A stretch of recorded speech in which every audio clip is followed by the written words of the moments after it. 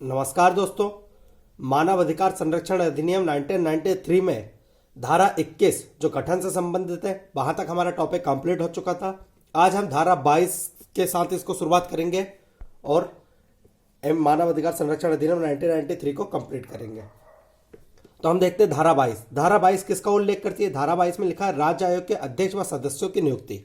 राज्य आयोग के अध्यक्ष व सदस्यों की नियुक्ति, ठीक है। कुछ की पॉइंट्स है जिनको आपको डायरेक्ट देखना है। क्या देखना है? सदस्यों की नियुक्ति किसके द्वारा की जाती है? राज्यपाल के द्वारा। इससे ज्यादा कुछ नहीं है। राज्यपाल अपने हस्ताक्षर और मुद्रा सहित सदस्यों और अध्यक्षों की नियुक्ति करता है, याद रखिएगा। अध्यक्ष व सदस्यों की नियुक्ति राज्यपाल के द्वारा की जाती है। दूसरा है, इस उपधारा में बोला गया है कि जो नियुक्ति की जाती है राज्यपाल, वो एक समिति की सलाह पे की जाती है। तो ठीक है, किस समिति की सिफारिश पे की जाती है? उस समिति का अध्यक्ष होता है सीएम, मुख्यमंत्री उस समिति का अध्यक्ष होता है। जिस समिति की सलाह पर या सिफारिश पर यह नियुक्तियां की जाती है, उस समिति का अध्यक्ष होता है मुख्यमंत्री। उसमें और कौन सदस्य हो सकता है? विधानसभा का अध्यक्ष उसमें सदस्य हो सकता है, याद रखिएगा, सदस्य होता है मतलब। उस राज्य का गृह मंत्री, ठीक है, यह लिखा हुआ है कि उन राज्य के गृह विभाग का बाहर साधक मंत्री, यानी राज्य का जो गृह मंत्री होगा वो भी उसका सदस्य होता है। और विपक्ष का नेता भी उसका सदस्य होता है, याद रखिएगा, विपक्ष का नेता भी उसका सदस्य होता है। एक और चीज है, एक और आपको बात याद रखनी पड़ेगी कि जिन राज्यों में विधान परिषद है, ठीक है, मध्य प्रदेश में विधान परिषद नहीं है, पर जिन राज्यों में विधान परिषद है, 6 राज्यों में विधान परिषद है, वहां पर विधान परिषद का सभापति और विधान परिषद में विपक्ष का नेता भी इस समिति का सदस्य होता है। तो इसको याद रखिएगा। मुख्यमंत्री अध्यक्ष होता है, विधानसभा का अध्यक्ष सदस्य होता है, गृह मंत्री सदस्य होता है, विपक्ष का नेता सदस्य होता है। और जिन राज्यों में विधान परिषद है, वहां पर विधान परिषद का सभापति और विधान परिषद में विपक्ष का नेता भी इस समिति का सदस्य होता है, याद रखिएगा। एक और बात यहां पर क्या बोली गई है? एक और बात यहां पर यह बोली गई है कि अगर आप हाई कोर्ट से या किसी को उठा रहे हैं या डिस्ट्रिक्ट कोर्ट से किसी को उठा रहे हैं, यानी हाई कोर्ट या डिस्ट्रिक्ट कोर्ट के किसी व्यक्ति को अध्यक्ष या सदस्य के लिए नियुक्त कर रहे हैं, तो उच्च न्यायालय के मुख्य न्यायाधीश से परामर्श के पश्चात ही करेंगे, याद रखिएगा। आपको हाई कोर्ट या डिस्ट्रिक्ट कोर्ट से किसी व्यक्ति को नियुक्त करना है तो हाई कोर्ट के मुख्य न्यायाधीश से परामर्श तो चाहिए ही। आप हाई कोर्ट का कोई व्यक्ति ले रहे हैं तो उसका परामर्श तो चाहिए ना। डिस्ट्रिक्ट कोर्ट का कोई व्यक्ति ले रहा था, उसका परामर्श तो आपको चाहिए रहेगा, ठीक है। ये भी बात इसमें लिखी है धारा 22 में, याद रखिएगा। ये की पॉइंट है इस धारा 22 के, मैंने आपको सारे बता दिए, काफी महत्वपूर्ण है ये। एमपीपीएससी 2014 में पूछा गया था, याद रखिएगा। एमपीएडीपी यानी एमपीपीएससी का जो एडमिनिस्ट्रेटिव सर्विस का एग्जाम होता है, उसमें भी पहले मानव अधिकार संरक्षण अधिनियम पूछा जाता था। तो 2014 में एमपीपीएससी में पूछा गया, इसलिए महत्वपूर्ण है, इसको पूछा जाने के चांसेस हैं, ठीक है। अगला देखते हैं। अगली है धारा 23। धारा 23 इंपॉर्टेंट है। धारा 23 इंपॉर्टेंट है। सर इंपॉर्टेंट क्यों है? क्योंकि यहां पर 2 चीजें हैं, आपको समझना पड़ेगा। क्या 2 चीजें हैं? ठीक है, धारा 23 किस बारे में उल्लेख करती है? अध्यक्ष व सदस्यों का त्यागपत्र या हटाया जाना, याद रखिएगा। अध्यक्ष व सदस्यों का त्यागपत्र या हटाया जाना, यह धारा 23 में उल्लेख है, ठीक है। अगर अध्यक्ष व सदस्य अपना त्यागपत्र देते हैं तो याद रखिएगा, त्यागपत्र किसको देंगे? वो त्यागपत्र देंगे राज्यपाल को संबोधित करके। बहुत महत्वपूर्ण, याद रखिएगा। अगर अध्यक्ष व सदस्य अपना त्यागपत्र देते हैं तो किसको संबोधित करके अपना त्यागपत्र देंगे? राज्यपाल को संबोधित करके, याद रखिएगा। अपना त्यागपत्र किसको देंगे? वो राज्यपाल को देंगे, ठीक है।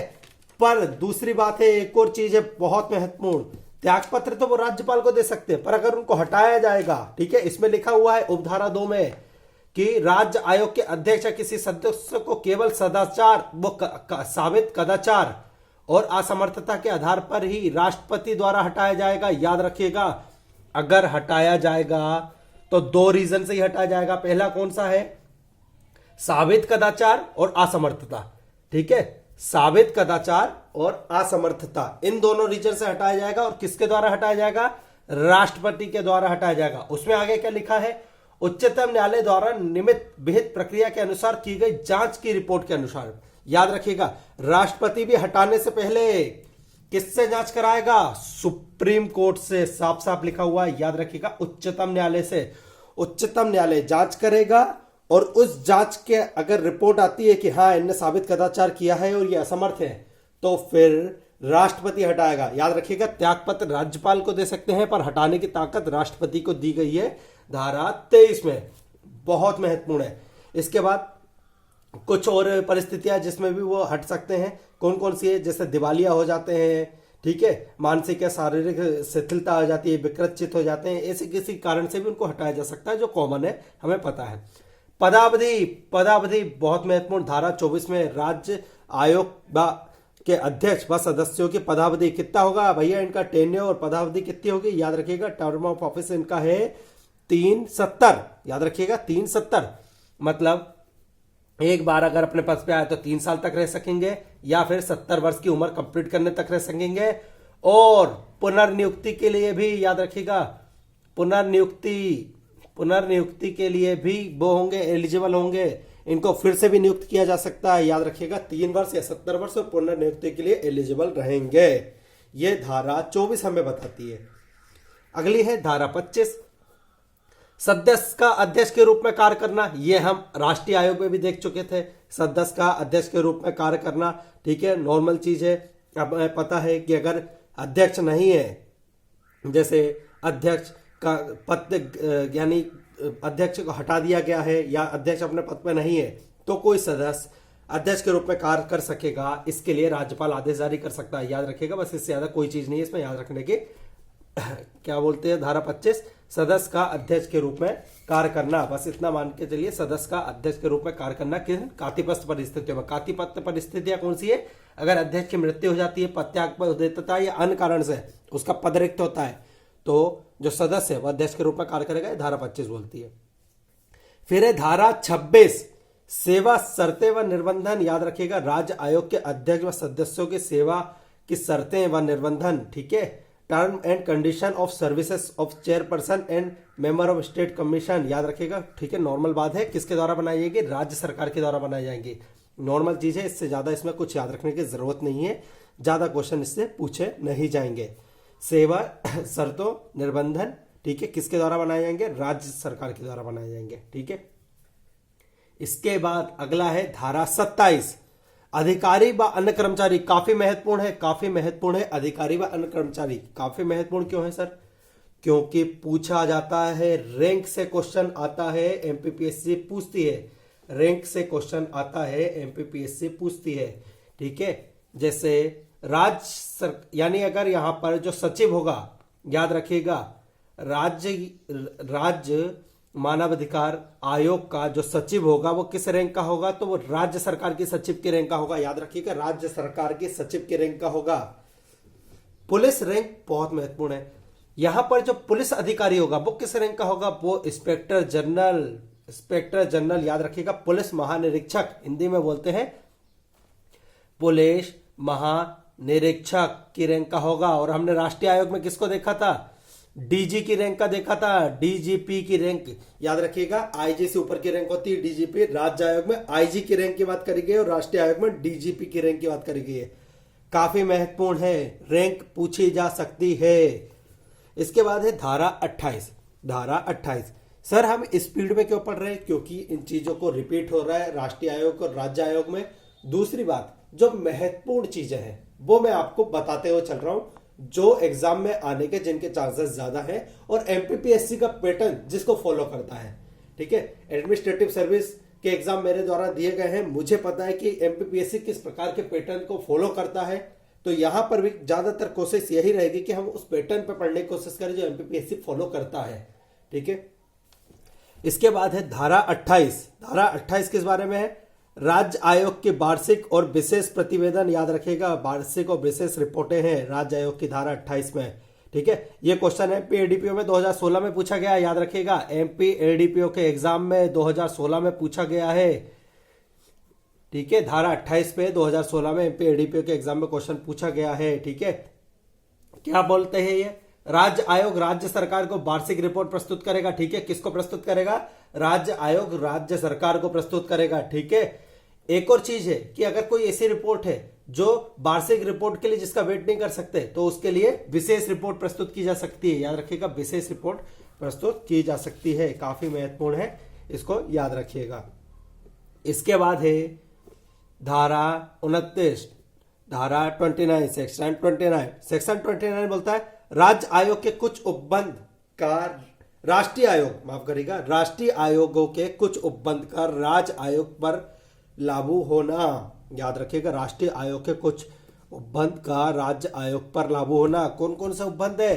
धारा 9, 10, 12, 13, 14, 15, 16, 17 और 18। महत्वपूर्ण है ये क्वेश्चन, महत्वपूर्ण है, याद रखिएगा महत्वपूर्ण है। धारा 9 ठीक है, रिक्तियों आदि से संबंधित है, ठीक है, वो यहां पर सेम टू सेम लागू हो रही है। धारा 10 प्रक्रिया का आयोग द्वारा विनियमित किया जाना, वो यहां पर लागू हो रही है। धारा 12 ठीक है, याद रखिएगा 11 नहीं है, 11 नहीं है, याद रखिएगा, इसमें कंफ्यूज मत होइएगा, 11 नहीं है, 9 है, 10 है, 12 है आयोग के कृत्य, 13 है जांच से संबंधित शक्तियां, धारा 14 14 है अन्वेषण इन्वेस्टिगेशन से संबंधित, धारा 15 है याद रखिएगा आयोग के समक्ष व्यक्ति द्वारा किए गए कथन, धारा 16 है ठीक है उन व्यक्तियों के सुनवाई जिन पर प्रतिकूल प्रभाव पड़ना संभाव्य है, धारा 17 है शिकायतों की जांच और धारा 18 है जांच के दौरान एवं जांच के पश्चात कार्रवाई।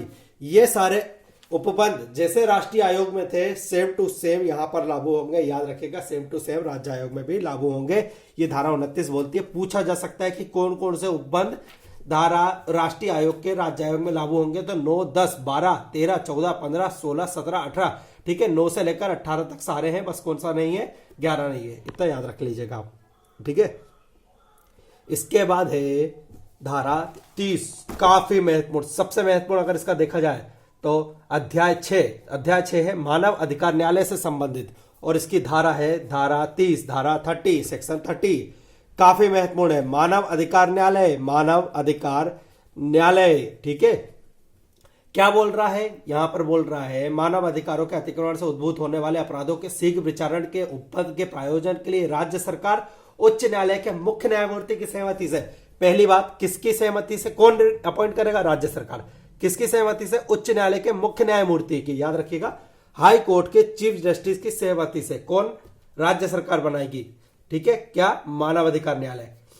राज्य सरकार उच्च न्यायालय के मुख्य न्यायमूर्ति की सहमति से अधिसूचना द्वारा उक्त अपराधों का विचारण करने के लिए प्रत्येक जिले में किसी सेशन न्यायालय को मानवाधिकार न्यायालय के रूप में विनिर्देश कर सकेगी। बहुत महत्वपूर्ण है, किस न्यायालय को मानव अधिकार न्यायालय के रूप में विनिर्दिष्ट किया जा सकेगा? तो याद रखिएगा सत्र न्यायालय को, सेशन न्यायालय को। बहुत महत्वपूर्ण है, क्वेश्चन पूछा जा सकता है सर कौन कौन सी न्यायालय हो सकती है, तो उसमें याद रखना, लगा के आना आप, सत्र न्यायालय को मानव अधिकार न्यायालय के रूप में विनिर्दिष्ट किया जा सकता है, बनाया जा सकता है। सेशन न्यायालय से नीचे की न्यायालय नहीं होगी ठीक है। इसमें दूसरी बात लिखी गई है, किंतु यह धारा वहां पर लागू नहीं होती जहां पर कोई सेशन न्यायालय पहले से ही विशेष न्यायालय के रूप में कार्य करे। कोई सेशन न्यायालय अगर पहले से ही विशेष न्यायालय है तो वहां पर नहीं होगी, और कोई विशेष न्यायालय पहले से गठित या फिर पहले से ही कोई विशेष न्यायालय बना दिया गया है, वहां पर यह धारा लागू नहीं होती। काफी महत्वपूर्ण है, मध्य प्रदेश के एग्जाम में भी पूछा गया है, छत्तीसगढ़ के एडीपीओ के एग्जाम में भी इसको पूछा गया है। काफी महत्वपूर्ण है, मानव अधिकार न्यायालय से संबंधित वाला बहुत महत्वपूर्ण है, बहुत महत्वपूर्ण है, याद रखिएगा। इसके बाद है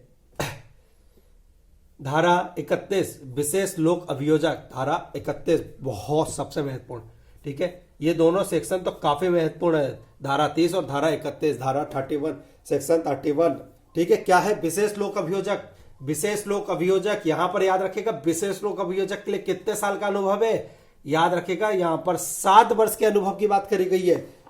महत्वपूर्ण है, रट लीजिए यहीं पर कि धारा 31 में विशेष लोक अभियोजक के लिए 7 वर्ष के अनुभव की बात करी गई है। विशेष लोक अभियोजक में 7 वर्ष के अनुभव की बात की गई है ठीक है, याद रखिएगा 7 वर्ष के अनुभव की बात की गई है धारा 31 के तहत विशेष लोक अभियोजक में मानवाधिकार संरक्षण अधिनियम 1993 में ठीक है। इसके बाद आता है अध्याय 7 वित्त लेखा परीक्षा। वित्त लेखा और संपरीक्षा के संबंध में है, काफी महत्वपूर्ण अध्याय नहीं है पर इसके सिर्फ धाराओं को आप देख लीजिए। धारा 32 केंद्रीय सरकार द्वारा अनुदान, भाई आयोग चलेगा, आयोग को चलने के लिए अनुदान और पैसों की जरूरत है, तो धारा 32 केंद्र सरकार के अनुदान की बात करती है। धारा 33 राज्य सरकार के अनुदान की बात करती है। कुछ नहीं आएगा, पढ़ने की जरूरत ज्यादा नहीं है, बस इतना ही हेडिंग याद रख लीजिए। धारा 32 केंद्र सरकार के अनुदान की बात करती है, धारा 33 राज्य सरकार के अनुदान की बात करती है। धारा 34 लेखा और लेखा परीक्षा की बात करती है। धारा 34 लेखा और लेखा परीक्षा की बात करती है, लेखा और संपरीक्षा की बात करती है। तो कौन करेगा? लेखा और संपरीक्षा CAG ठीक है, comptroller and attorney general of India, याद रखिएगा सीएजी की बात करते हैं, भारत का महालेखा परीक्षक, याद रखिएगा बहुत महत्वपूर्ण है कि किससे कराया जाएगा, लेखा और संपरीक्षा सीएजी से कराया जाएगा, comptroller and auditor general of India, याद रखिएगा लेखा परीक्षा और संपरीक्षा किससे कराया जाएगा, सीएजी से कराया जाएगा। ठीक है। और धारा 35 राज्य आयोग के लेखा और संपरीक्षा की बात करती है, तो राज्य आयोग का लेखा और संपरीक्षा भी सीएजी के द्वारा कराया जाएगा।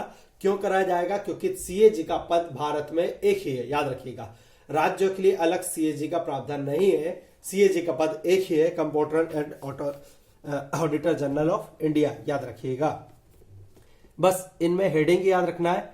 अध्याय 7 में हेडिंग के अलावा कुछ याद रखने की जरूरत नहीं है, महत्वपूर्ण नहीं है। अध्याय 8 ये विविध से संबंधित है, अध्याय 8 विविध से संबंधित है, प्रकीर्ण, ठीक है, प्रकीर्ण या मिसलेनियस, विविध प्रकीर्ण या मिसलेनियस से संबंधित है अध्याय 8।